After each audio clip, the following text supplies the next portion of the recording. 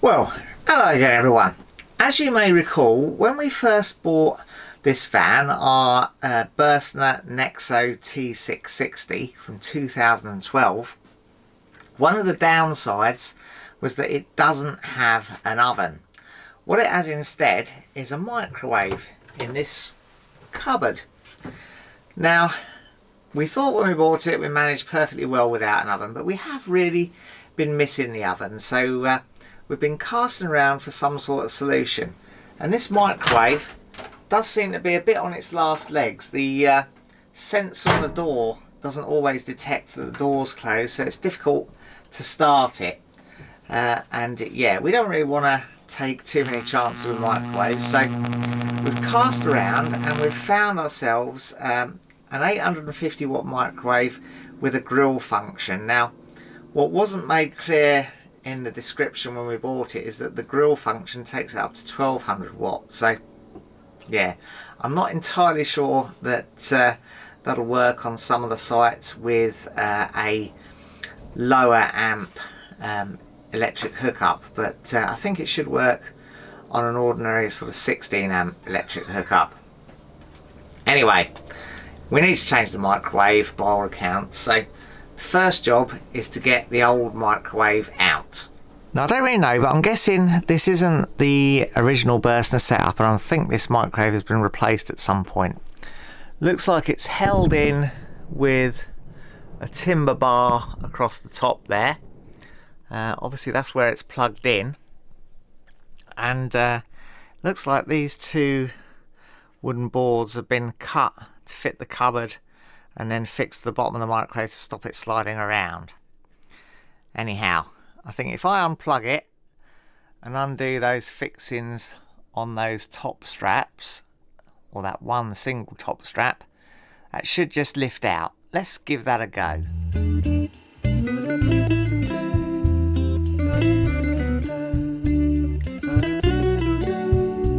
Right, now let's unpack the new one and just check that that fits. And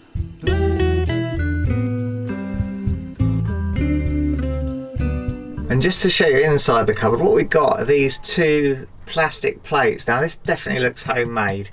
There's two plastic plates cut with a hole to fit the front feet of the microwave, and then we've got these sort of blocks at the back with rubber strips to stop it moving backwards and forwards, I guess. Well, I think the next thing to do is to lift this board out of the old cubby hole for the microwave and just see if it fits on the new microwave. I've measured the distance between these 2 feet and it's 315mm, but 310mm between the little plastic dooblies on here. So I don't think it'll fit exactly, but let's have a go and see what we think needs adjusting.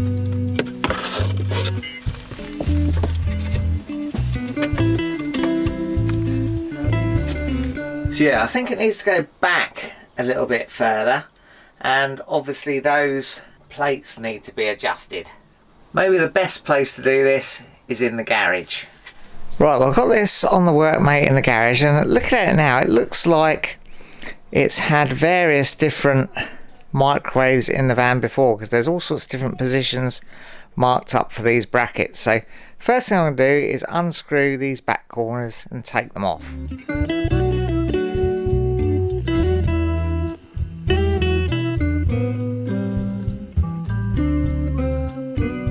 Right, so I need to get a measurement from the absolute front of the handle here to the back of the base plate of the microwave, and that will give me the line for that back bracket, plus a bit for a bit of clearance, because you don't want it to be absolutely tight on the cupboard door.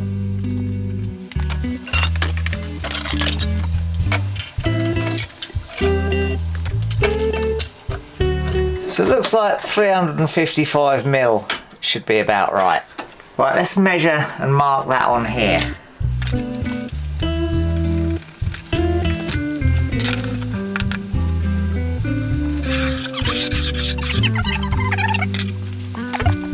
Right, now let's measure the width of the microwave so we know how far apart to space those little angle stop things.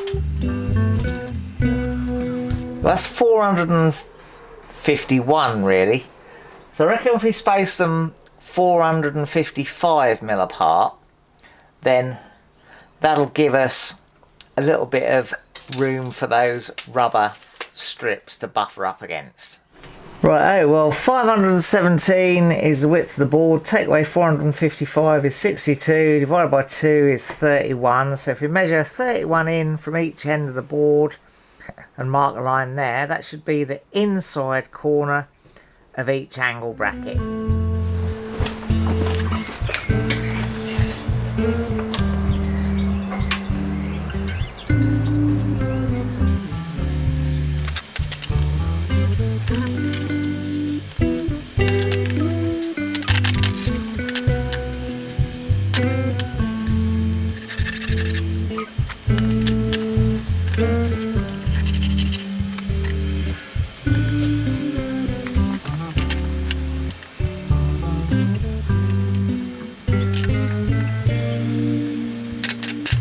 Just give them a tap to start them off.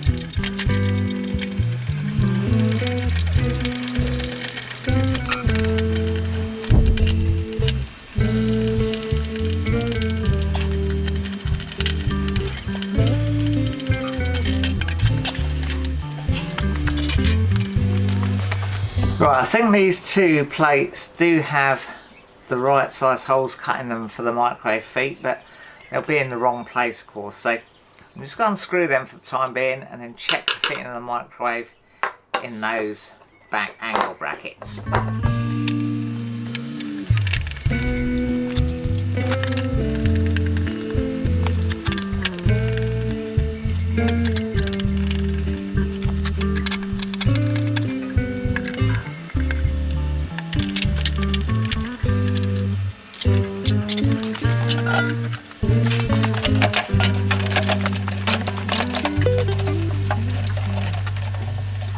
Pretty much perfect, I reckon.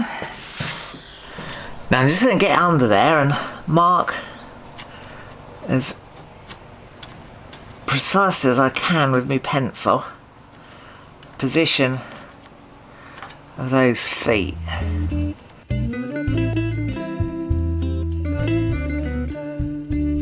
So there are my marks, there and there, so should now be able to screw those plastic plates on in pretty much the right place.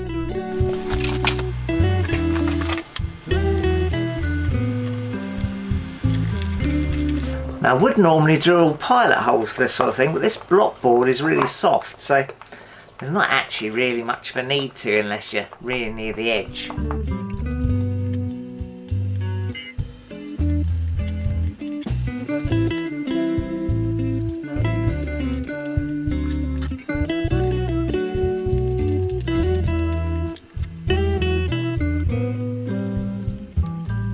Whoever did this before was pretty good at sorting this sort of thing out, I think, weren't they? It's a pretty neat solution.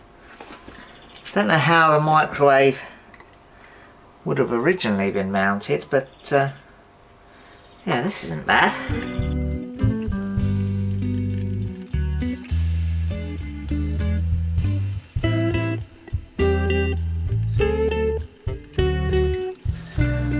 Right, another trial fit.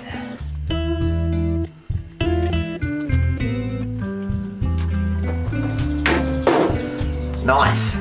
Yeah, I think you can see those feet have dropped in there quite nicely.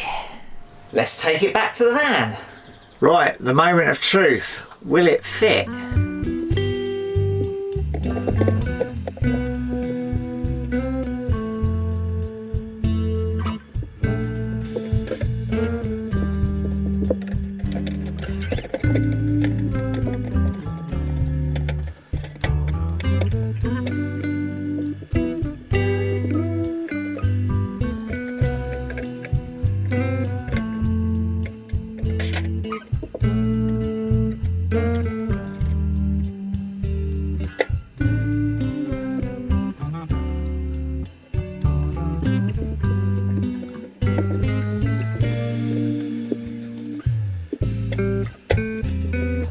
Well, there we go. I'm calling that a win. That fits in there quite nicely.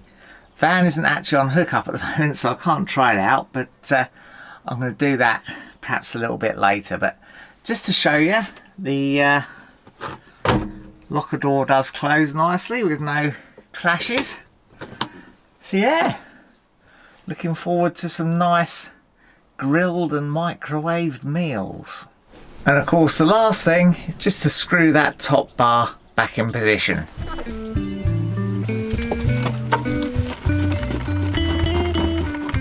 So there we go, all fitted and in place, and I have to say it doesn't look too bad. Looks like it is meant to be there. I'm quite pleased with it anyway. Not a bad little installation job. Maybe you'll see us use it in a future video.